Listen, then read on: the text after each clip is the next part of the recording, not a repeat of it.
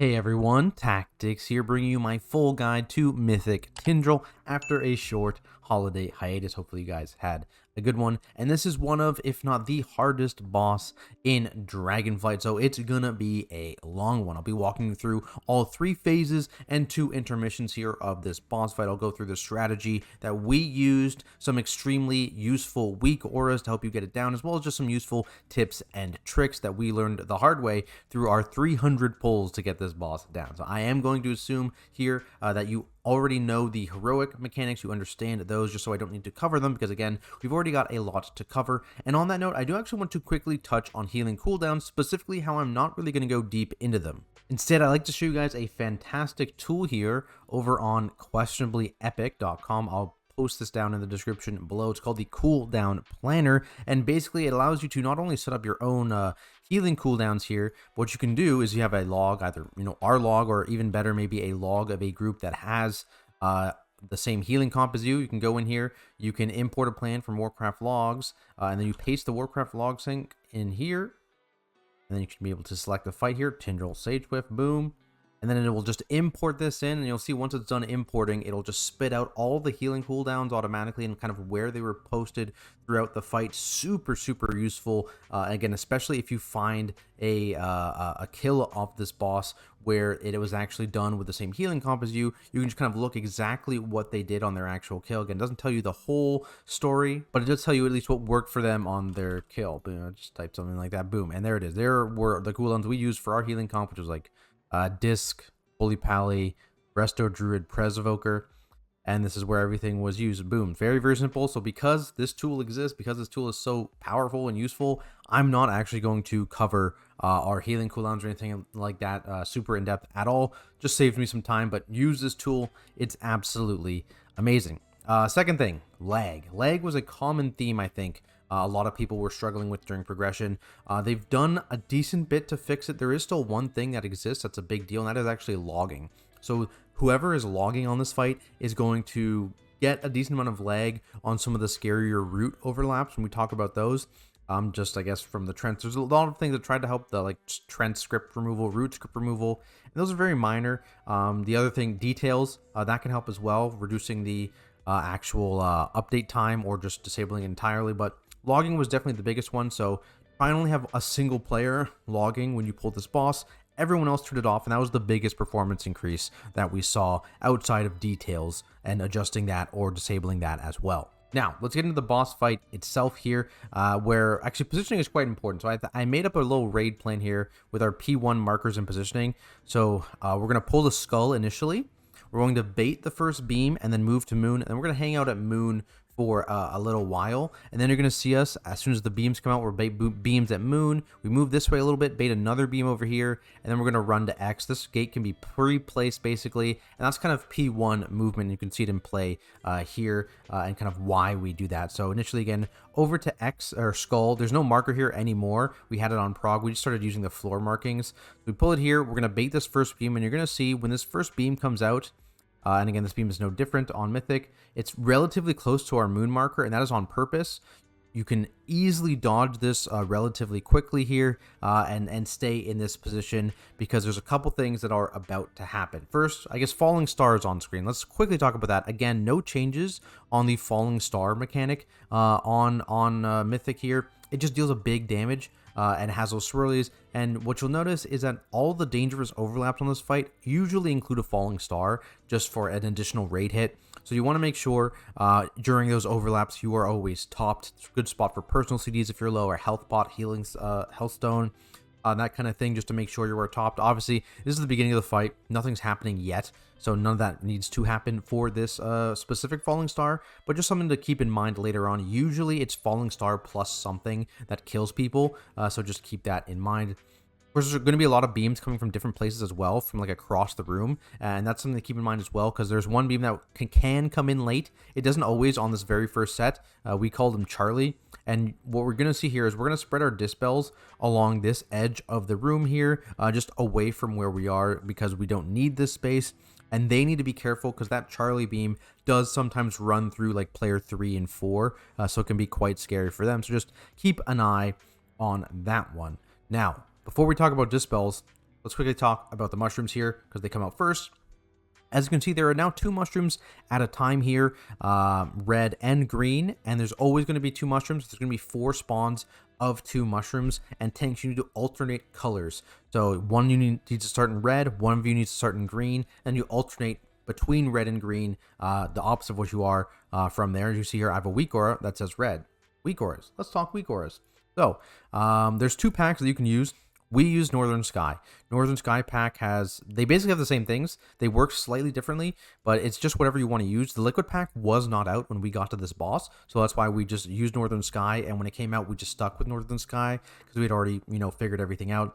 What else is included? There's things like freedom assignments, dispel assignments, lots of useful stuff in both of these packs. They both have it. It really doesn't matter which one you use. So, if your guild has been using the Liquid one, use the Liquid one.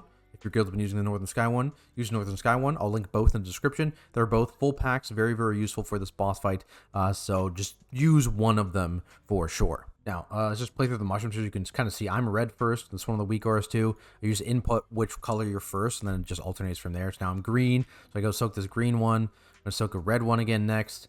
And then careful, because like the red one, obviously if it's in fire, can be hard to see. The pattern also isn't always like this, right? The pattern can change as well, even on the same set, for example. So just be aware of that. It's just something to keep in mind. In terms of taunt offs, it kind of depends on your tank composition. So I started the boss here because I'm going to be doing a bunch of other stuff for part of this phase. Like I'm going to be dragon riding in a second here. So it really depends. You'll see a blood decay comps with a blood decay and a prop paladin that killed this boss very often in the like Hall of Fame level guilds, and the blood decay held the boss like 75% of the time, and the paladin was like 25% of the time because paladins are doing a lot in this boss fight. So it just kind of depends on your tank comp. You can split it evenly, but it's really not a big deal because the boss doesn't really do a ton of tank damage, so you can comfortably get up to like 8-10 stacks and not really be too concerned. But obviously you can see here, like we taunted off at like 5, and this is going to be like a pretty low taunt off back and forth, but it's not super necessary if your tank is busy doing other stuff. If you have like 2 blood decays, you can split it evenly as an example, but for us, we had the Brewmaster tanking for most, more than I tanked for sure. Now you can see over here, giant fire puddles. Where do these come from? So let's rewind a bit and talk about dispels.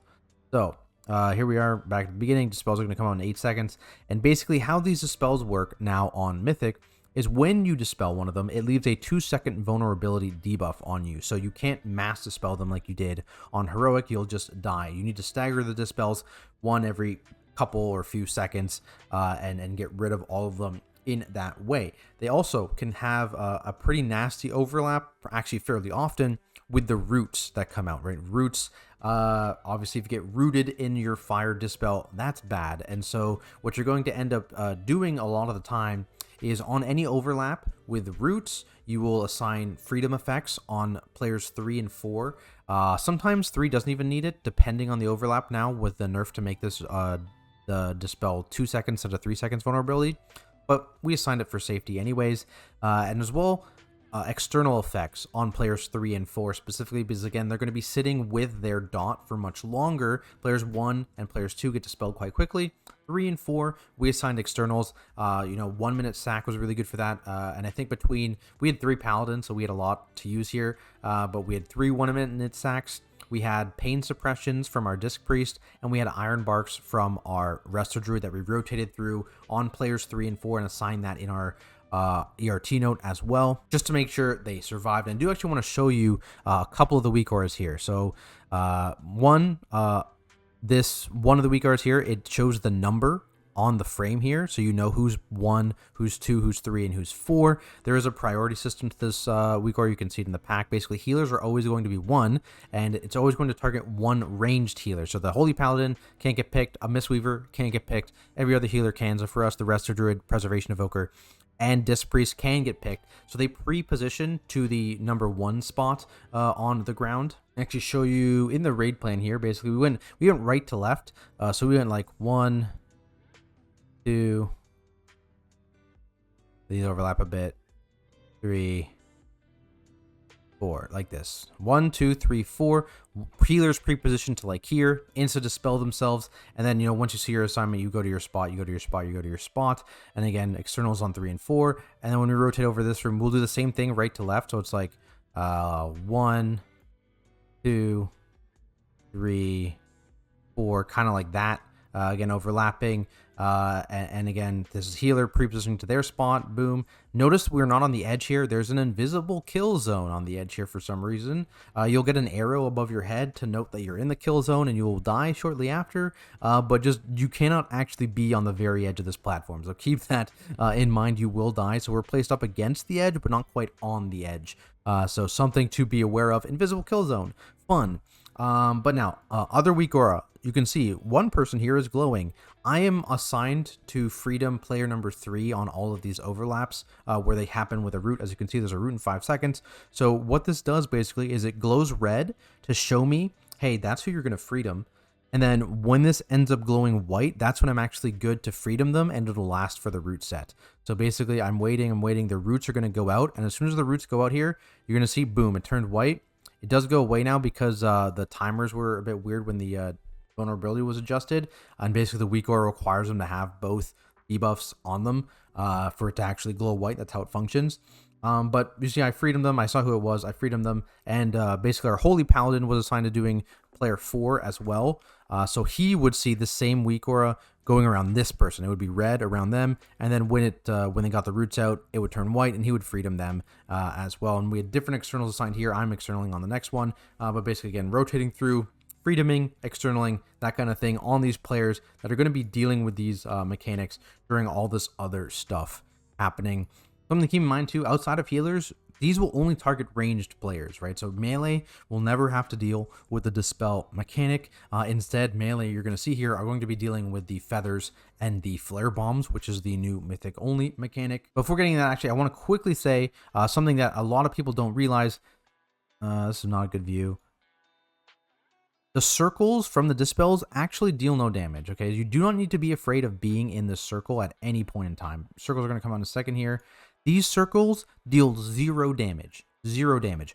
All they do is show where the fire is going to grow out to at its maximum. So you can be in it now. There's no taking damage. You can be in it when it's dispelled. There's no damage whatsoever. So do not be afraid to play within these circles. Just be aware the fire is going to grow outwards in this direction. And one thing we had issues with, specifically with our healer stack, is that if the healers weren't like very tight together and didn't dodge sideways to get out once the dispel went out, if you were like a little bit behind, or you tried to run like backwards or straight through, if you weren't quite on the stack, you would eat a couple ticks of the fire, which is quite dangerous, specifically for the healer group.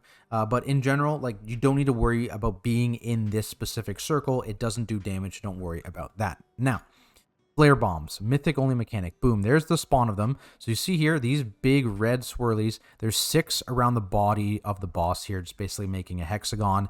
And what needs to happen now, when these go out, the boss also spawns 4 giant red bombs in the sky that slowly fall towards the platform. If they hit the platform, you all die. So basically 4 players here are assigned to go up, pick up a feather. They have feather assignments as well, and they have flare bomb assignments. I can actually show you that. Where is it here? So this is that specific one. Ignore this marker. The only marker that's correct here is skull, but we're over here.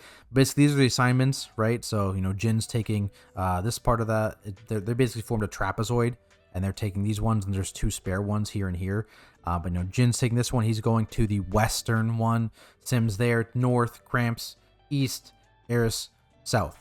So that's how they actually assign this, and this is consistent. So this one will always be northern. There's always going to be a western one, southern one, eastern one on platform 1. So very similarly, here's P2, or here's P1 still, but the second group of flare bombs that happens when we're over on the other side of the platform, there's still a north one, still a west one, still an east one, still a south one.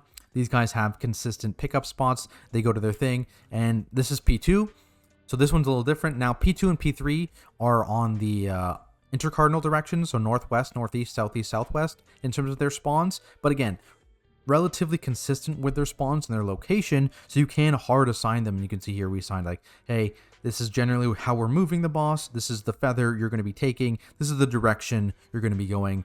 that kind of thing. So you can assign it in that way just for more consistency. And that's kind of the reason why you saw, at least in the Race World First, people get 8 melee DPS on this boss fight, because you need 2 groups, because when you soak a flare bomb, you get a vulnerability debuff for a minute, so you can't basically do 2 groups back to back. And at the same time, you usually see a bunch of dispels going out. Like on screen right now, you can see 3 and 4 still have their debuffs. And so if you got unlucky, you had like a range person on this and they got assigned to 4 as an example, you're in trouble, right? You need a backup. That's just not consistent in terms of doing this. And so by having enough melee to fill 2 full groups, you make it so that you never need to worry about one of the players assigned to fly up also getting the dispel mechanic at the same time on any of those overlaps. Now, something we also did later when we were getting into P3, we wanted to find a little bit more boss damage, is we ended up replacing a DPSer on a couple of these waves with me as a tank, just going up a little bit later. And so that's exactly what happens on this wave. So I can actually show you exactly what it looks like here in just a second. So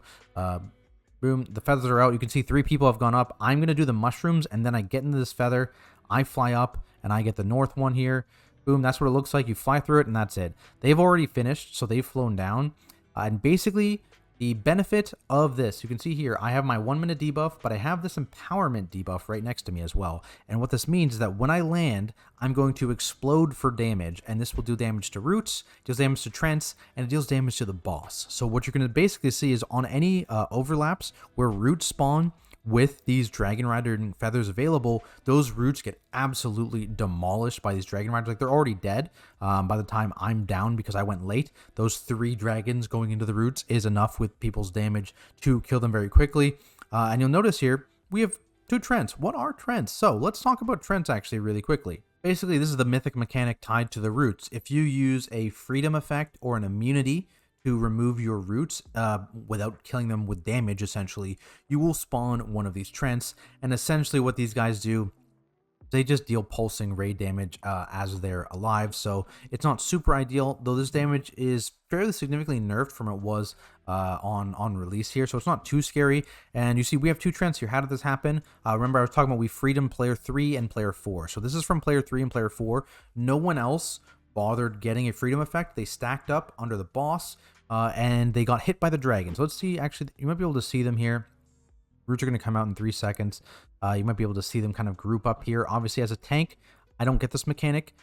And anyone who has the feather also doesn't get this mechanic. So sometimes you can have these players, even the freedom players, if he ran into this feather as an example, he wouldn't spawn a Trent, even though he had a freedom effect, because these feathers just remove that entirely so that the Dragon Riders can actually get up and not worry about being rooted, that kind of thing. But sometimes it can be dangerous, specifically on this first one, because I was getting a feather late. We ran into trouble sometimes, depending on mushrooms, like if someone had eaten this feather, so that's why that feather got left behind. And it's not too hard to deal with 2 Trents. But basically, roots are going out, and you're seeing here, the entire raid basically is now stacked up under the boss, getting stacked up. You got these guys, they're out, they're freedom, they're not worried about being in, really. But they're all stacked up, boom, and all the vines spawn under the boss. I'm going to fly up. There's the dragon's impact. You can see their health is like, they're basically dead before I even get in the air because I go slow. But that's how much damage the actual dragons do to them. They do a ton of damage, and so that's why you want to make sure that you stack up under the boss, ideally. Obviously, you don't want to be hard stacked up because you can kill people if you get like 4+ instances of that root AoE, that like 1 yard circle around you. But you do want to be tightly clustered so that a dragon can hit the entire raid with their bomb. So be careful with that. You can pre-assign positions as well. We didn't. We just kind of YOLO'd it. Found like assigning them might be a bit more difficult than just kind of YOLOing it. But, you know, we did get moments where people did die because they got overlapped like 6 times, right? So something to be aware of. That's going to be a common killer, I think, on some of the overlaps. You just stacked a bit too hard. So keep that in mind. Sometimes it can actually be better to stack on a single other player rather than Venn diagramming everything. Just so you know, hey, I'm going to eat one other person's feather, or not feather, roots. Eating 2 roots is not a big deal. But, you know, if I try and Venn diagram, I might eat 4 people's roots, right? So kind of trade off there, but you can do what's best for your group. As you can see here, the beam went out. We're going to bait towards the edge of the next beam. Then we do a big movement here, and this is going to be one of the scariest parts of the entire boss fight. Happens around 50 seconds, is another route, and this is a route that doesn't have any sort of dragon riding, right? So you have to kill these roots on your own. And you can see here, all of the fire beams around the room are quite scary. And so what you're going to see here on this overlap is we are going to have everyone immune or freedom effect this root, as many people as you possibly can that have them. Obviously, some classes don't. Priests, I know Disc Uppies does immune it, but that's so scary with all this stuff going on. So I spell warding the priest. Dragons, again, they can deep breath, but I believe we had enough freedom that they didn't need to. So we had a freedom effect going on to demon hunters, right? We have Tiger's Lust, we have freedom. Bubbles go out, cloaks go out.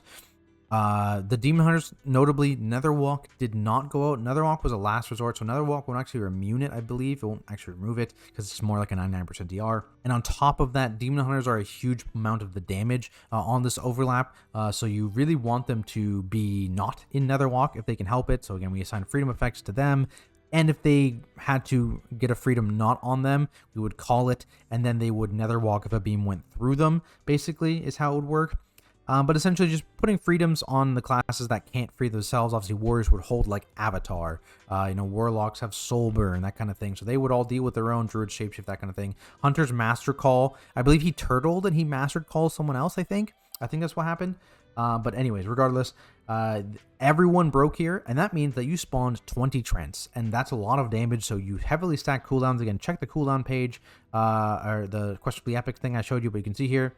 This is going to be a ton of cooldowns and personals all overlapped. We're all stacked up. Boom, it spawns. Boom.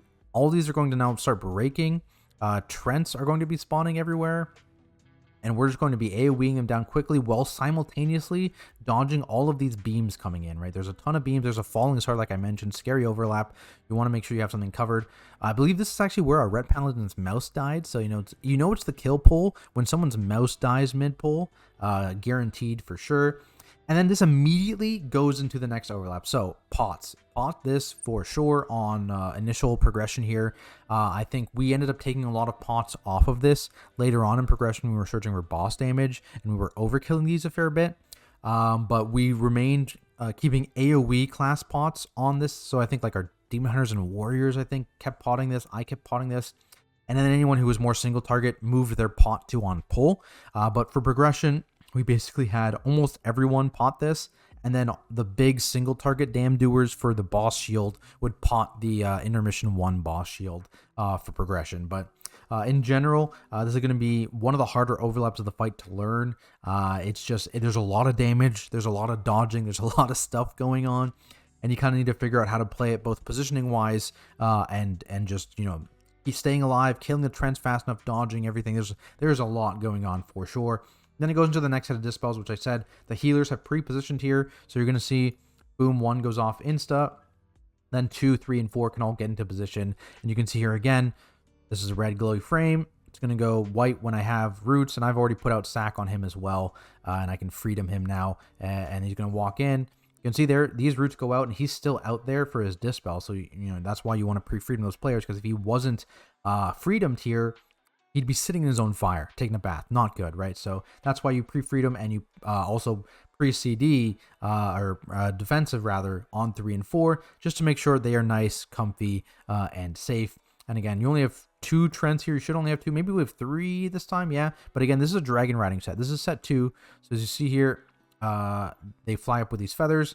Boom, and they're going to absolutely nuke these vines. And in general, you just want to make sure you try and place these under the boss. And again, you get pretty close to that lock gate, which is right under here at the X marker, so you can gate out of this one, because it's pretty tight, right? You're pretty tight on time for breaking those roots and getting out of that swirly.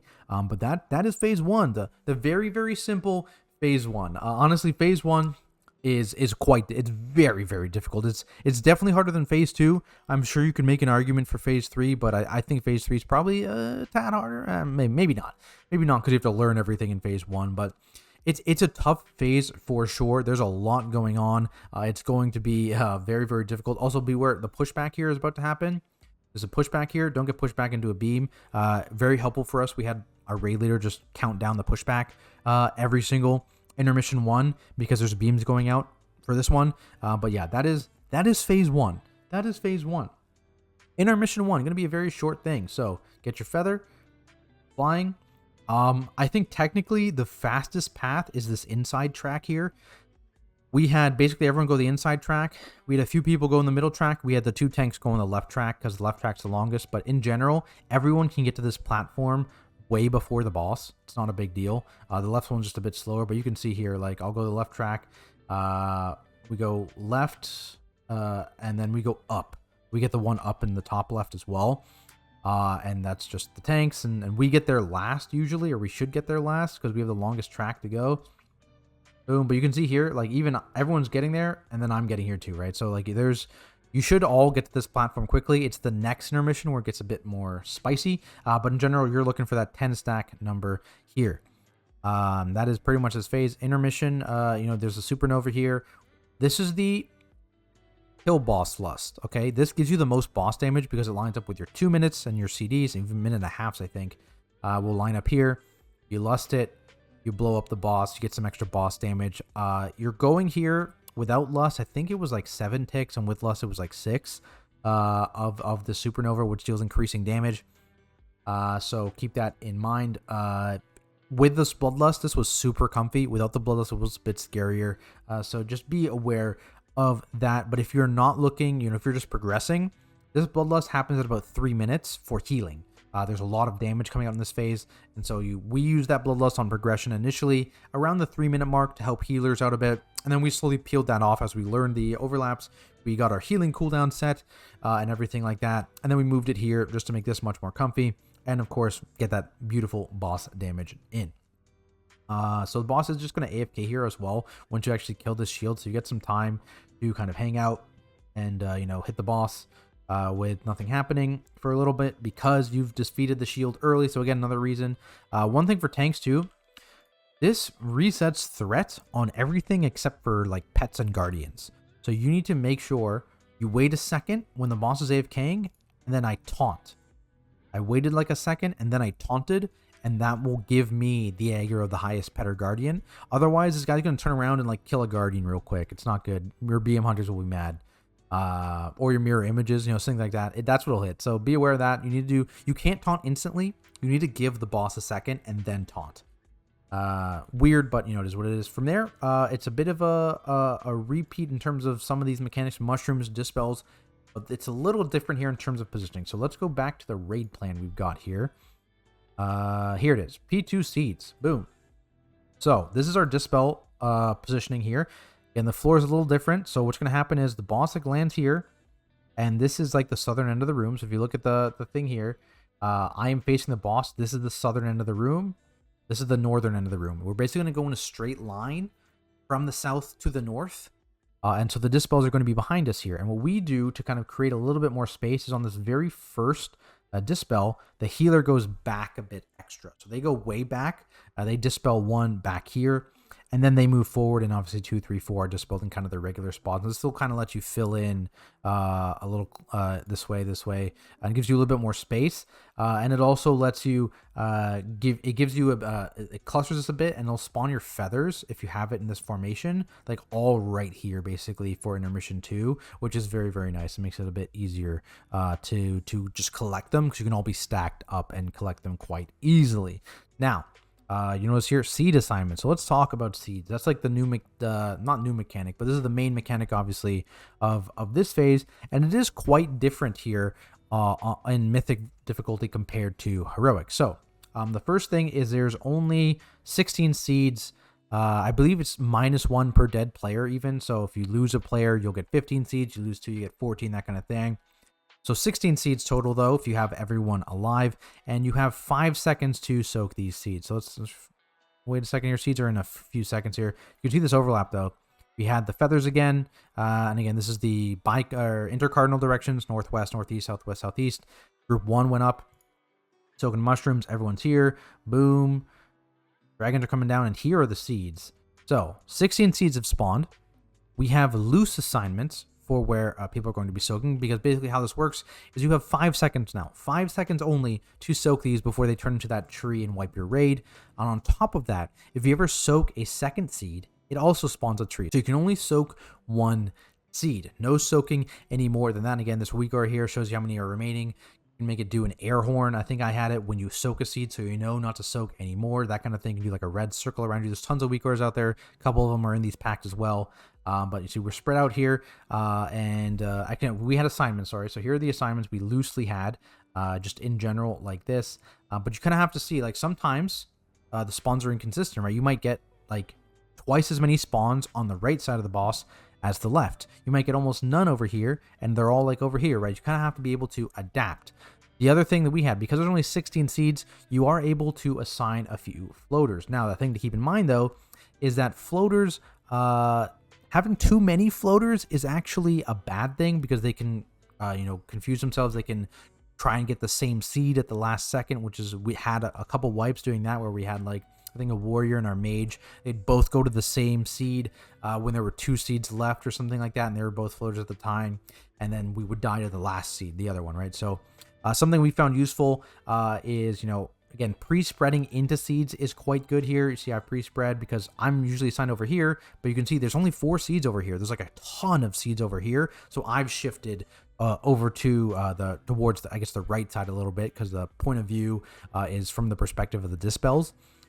So I've shifted over to the right a little bit away from my spot, because the spawns have all clustered over here in this direction. I send in my soak, and again, pre-sending in soaks is very, very good, because it immediately eliminates a seed, and then anyone who hasn't gotten a seed can kind of look what's left. Warriors had a really a good thing they did, where they started immediately leaping to a far soak, just to instantly get it off the board. And then we had our mage as our one designated floater of, hey, there's a seed left. He doesn't soak anything instantly. He waits like a second or two, and then he goes, boom. So I think he just blinked into that one there. So that's kind of how we handled it. Don't have too many floaters. It will just confuse you. Try and pre-get into a seed as best as you can, and you need to be able to adapt your positioning slightly if more spawn on the opposite side. And again, we had a call for that as well, of heavy right or heavy left, and that way people on the right knew, hey, if it's heavy left, I need to shift a bit more to the left. People on the left, if it's heavy right, I need to shift a bit more to the right. Because you see here, if I had run over here, I would not have been able to get, there were only 4 seeds over there, and there's 4 people right here, so I wouldn't have been able to get one. And I'm a paladin, I'm not exactly mobile, so I pre-spread over to the mid a little bit, allowing people to shift over slightly and get all of these seeds. Something we did notice is actually tanking relatively close to the fire, because seeds can't spawn in existing fire. Can help cluster them a little bit. Just be careful if you're late on your dispels. They can spawn in an area the fire hasn't spread to yet. So if this dispel just went off and the seeds have gone out, the seeds can spawn like right here. Even though this is going to grow into that spot, it just hasn't grown yet, but it counts as free ground, so be careful.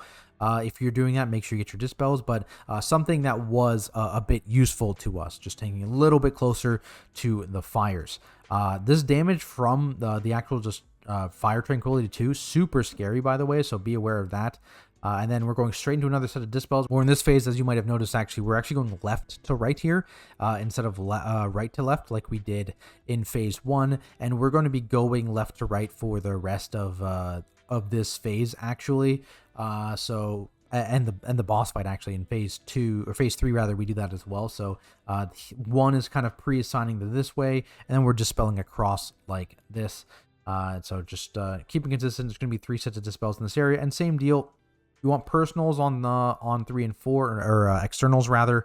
Notice how we didn't put out any dispel or freedom effects on this player there, because the dispels are done already, right? Dispels are literally done. There's no roots. It's just a pre-seeds. So that's why these dispels need to happen relatively quickly for these seeds. And again, you can see now this is a much better. Maybe not. This is a bit more left heavy if you look, right? The previous one was a bit more right heavy. This one's a bit more left heavy. So you can see here, I'm on the left side. I'm pre in my soak, and I am immediately pinging too. Pings are so good on this boss fight for seeds. Spam ping it. That was kind of my job too. I would soak one relatively quickly, and I would kind of spam ping what was left. But anyone can do that. It's very, very useful. I got a couple people out. I think the healers kind of went out here for this dispel to get it quick. And that's why you have the healer out there, the freedom on them, boom, and they insta-dispelled as well. And again, the dragon, I believe, used deep breath or something like that, one of the healing breaths to break his roots. And then obviously the druid just shapeshifted to get out there as well. And then the freedom effect onto the actual disc priest who was out there. So that was so that they could insta-dispel. Again, healers always want to be pre-positioning to start that dispel train because of that vulnerability. So by being out there early, you know where you need to be already, right? Because you're a healer, you know one of you is going to get it. Get out there, insta-dispel, and then get back into the group here. This can be one of the problems, though, you see, because we tanked so close with the seeds to actually like control the seeds. The actual fire is going to grow into the mushrooms, and that's scary for tanks for sure. Ideally, I think we would have pulled the boss a step or two this way before this mushrooms, but the issue is as soon as he starts this chain of casts, he's basically locked into position there. As soon as this mass entanglement starts, you have another like second where you could step him a couple steps here, but now this mushroom cast, this boss is like chilling here now. These mushrooms are here, so you have to kind of commit to this space, and because we're just a little bit too close, it's going to mean that we're going to have to make sure we use big personals here on this. I am anyways. I guess it's just me. It's literally just me that has to worry about it, so it's not too bad.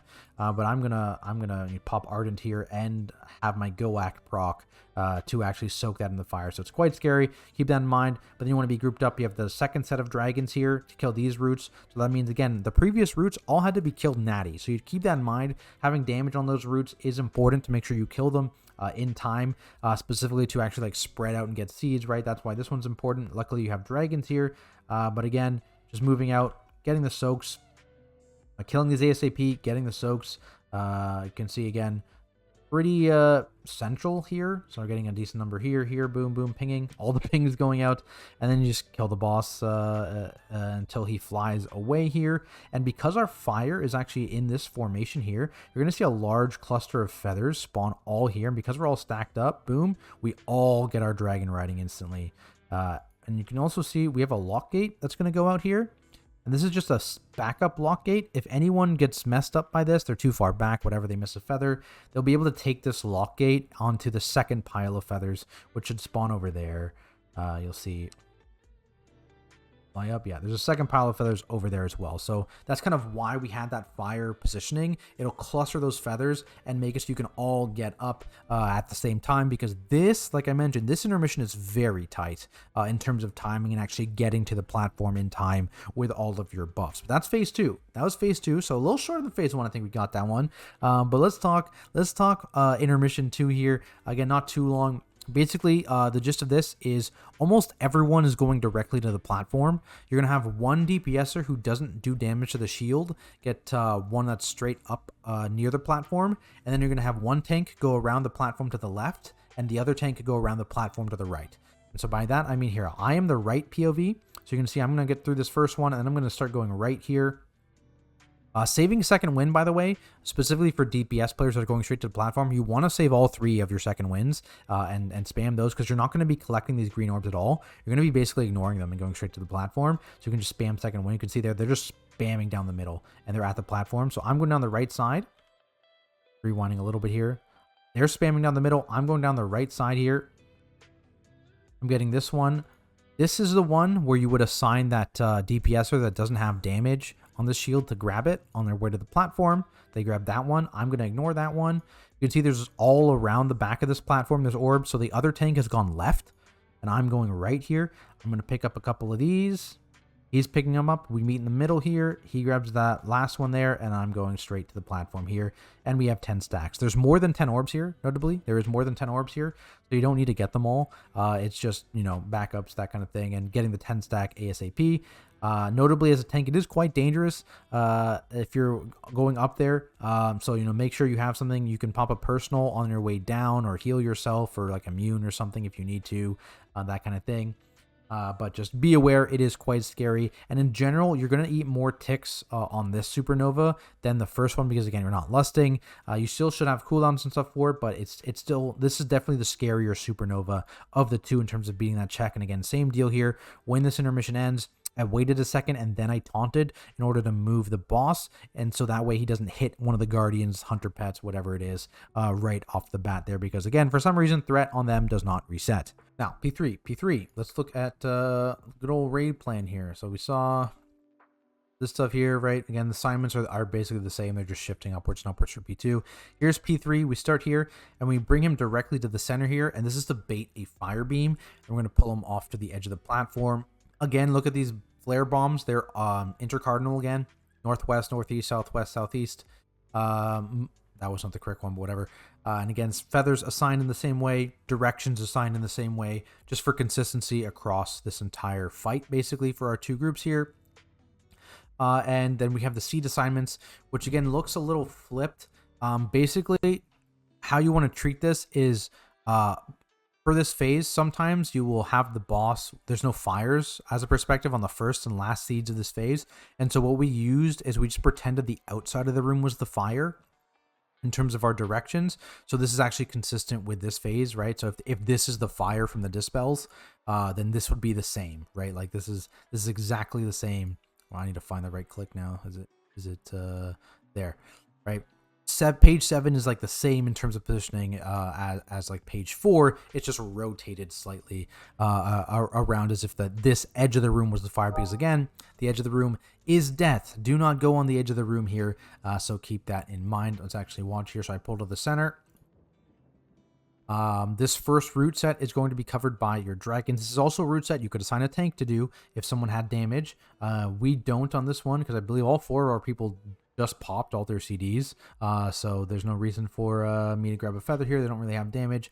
And then I pull, as soon as this spawns, I pull as close to the edge as I can because there's seeds. And this is maybe the most dangerous seed set on the entire boss fight because there's seeds coming out in a beam. So you have to dodge beams and soak your seeds. You see here, the further out you get this boss, the easier it will be for you because the seeds, again, they can't spawn on the edge of the room in the dead zone, the invisible dead zone. And so this will cluster the seeds closer away from this beam. We're still going to get 2, as you can see there, in the center of that beam. And I believe I actually get clipped here. And this is where going full top down would have probably saved me. Because see here, I barely get clipped there and I die. If I was full top down, I probably would have seen it. I didn't quite get to full top down. But, you know, is what it is. That is the most dangerous seed set for sure. You can see here again, I'm assigned to the left side according to this. So you can see we're relatively left clustered here. There's it's pretty even actually. It's pretty even. So I get one there. You can see there we have people, but I end up eating a beam to the face. Not ideal. Get a res. And then we pull back to the spot that we started on because we're going to have dispels going out. And we have the marker down. Healers are already out here. Healers want to be out there because again, dispels come out. You can see, boom, instant dispel. Done. Easy.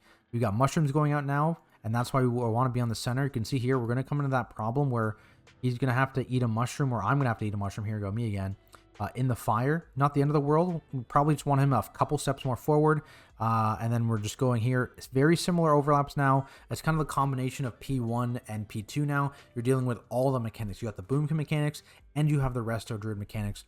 You can see here we're having the roots into seeds. We have dragons here. And you're going to have, I think, like 4 sets of dragons in this last phase, so keep that in mind as well. So you go group 1, group 2, group 1, group 2, because you can do every other. That's allowed. So this vine set is not scary because you have the dragons for it. Boom, boom, boom. So the first 2 routes you had dragons for. We spread out, get our seeds. Boom. Move a little bit more forward now, you can see here, because we're going to have another set of dispels. We don't want that same issue as we just had with the mushrooms in the fire. And this is where you might see a couple guilds do some different things here with the gates and stuff like that. But I'm going to talk through what we do. So first off, this is where you would actually freedom 1 and 2. You want to freedom 1 and 2 on this set specifically because, as you can see, the mass entanglement actually finishes before the dispels. And so you can see again, our healers, which are 1, are pre-positioned. I freedom our disc priest, and then again, our Preservation Evoker and our Resto Druid can get out of it. They can get out of it themselves. So they will break their own roots here. All 3 of them. I will break the Priest, of course. And then our other freedom on our Holy Paladin, he'll wait to see who number 2 is, and he's going to insta-freedom number 2 here on the Dispels. So boom, Entanglements go out. Freedomed. They dispel 1 ASAP. 2 gets freedomed here, and then he's going to run out with his dispel, and then as soon as they can, they dispel him as well. And now there's going to be a fire beam here. And now what's going to happen is you're going to hold 3 and 4 here for a little bit. We have a very short gate for the range. They're basically going to just take this gate to get out. honestly could have been a tad bit longer even. And then 3 and 4 going to run out and kind of spread out into their just general spots. Like they can be, it doesn't need to be their exact spots here because you don't need the space. So you can fill up this area too if you need to. Just don't outrange your healers. That's the biggest thing. That happened to us one time where we outranged our healers. And again, this overlap and for our next overlap, you're going to see big defensive usages and external usages on players 3 and 4 because there was a lot going on. So what we committed here, I spell wardinged 4, and then we put, I think we put pain suppression here on 3.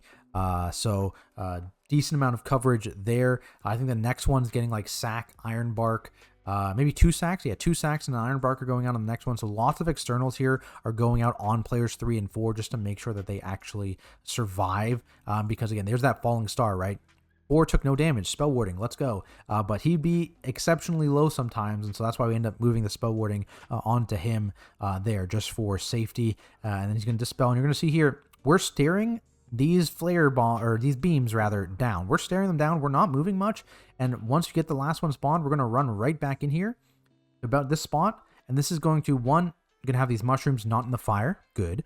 And you're also going to have seeds in 10 seconds, which are relatively clustered and easier to soak. So that's why we did this here. We end up going back into the flare bomb. Some people, they just gate away. That's a viable strategy too. Both work perfectly fine. You can do either. This is what we did. So this is what, this is what I'm going to say. But there are several other strategies where like someone does like a really long gate, the entire raid gates away, including the dispels, and you just put those dispels wherever the heck you are over there. That works. We just liked playing in one kind of area here. Less movement in general, less kind of readjusting and being disoriented from the gate, that kind of thing. And then we found also this clustered the seeds a bit better by doing it close to all this pre-existing fire here, as opposed to doing it when there's not too much fire out. Here's the third set of dragons on these vines going out here into, again, more seeds. Run over to the side that I'm on, the left side, get the seed soaks. There's our blink from our backup going out there, grabbing it. And this is the third set of dispels in this phase, likely the last one, hopefully the last one. You'll see the fourth go out, but you won't want to dispel them. And again, this is going to be another root overlap, so you need to make sure your externals are going out on 3 and 4, as well as your freedoms on 3 and 4. And these dispels are a bit YOLO. You can see here, this first one ended up here. It's just kind of wherever the heck they are, because again, you don't care about the space too much. Like these guys, they could move like fill in here, because we're going to do a big move after this. It's not a big deal where these dispels go. Just go somewhere safe. Make sure you're healthy. And again, we need to then group up for these roots. And this is where another spooky set of roots are. Actually, let me rewind real quick and show you the other spooky set. I believe it's around here. Yeah, so it's this one here. You have these seeds at around 540, and then you're going to get this is the one where you're freedoming players 1 and 2. This route you do not have feathers for, and so this is going to be, in terms of damage, any 1.5 minute cooldown classes want to make sure they have damage for this at 550, and they will pot this. This is their second pot, is at this moment.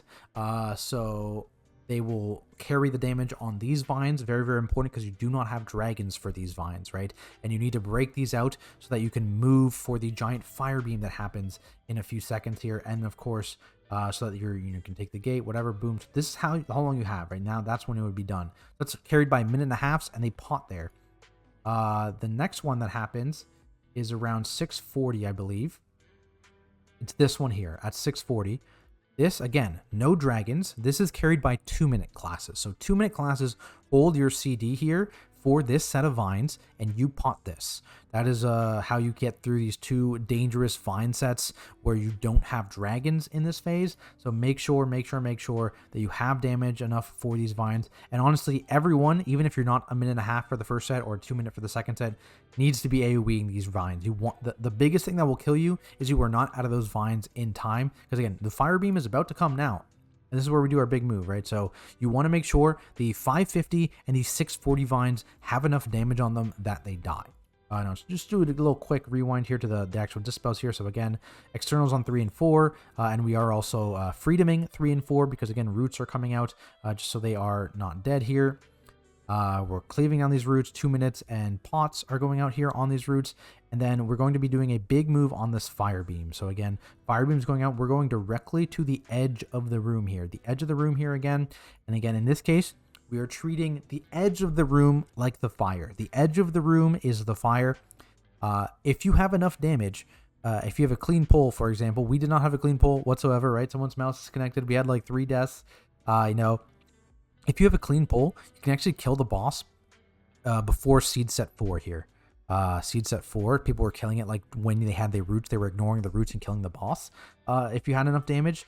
So if the boss gets a health nerf, something like that, you get more eye level, you can probably maybe beat these seeds, and that would be great. That would be fantastic, because this stuff is kind of annoying down here. You get more seeds, more dispels, more flyers, that kind of thing. You can ignore the flyers if you have enough damage, that kind of thing. Obviously, we cannot. So we have to play these last set of mechanics. So feathers go out. And you notice here, weird formation, because again, they cannot spawn on the edge. The edge is death. And this is group 2. However, as a tank with an immunity here, I do go up with this group as well, because these laser beams, there's so many laser beams going on here, as you see. So I'm going to grab a feather, immune, and fly up here. And this is basically in case any of these don't get soaked or someone dies up here or something. And then I would pick it up and make sure that we don't die to a flare bomb, essentially, is what the goal of that is. Everyone got at that time, so I don't need to do that. At the same time, you can see there's lots of roots going out down here. Oh yeah, these are the old trends. The roots is going out at the same time, right? So what you have to plan for is the fact that these dragon riders are going to go slow because there's so many beams up there to dodge. And so you tend to want to have a decent amount of people braking if they need to dodge here. You can see this beam coming in. If that was going right through the raid, you'd want people to make sure that they break their roots in time to make sure they dodge that. It looks like in general, we were pretty quick here. I didn't have any fire, so I don't need to land on the group. I just land on the outside, pick up a seed.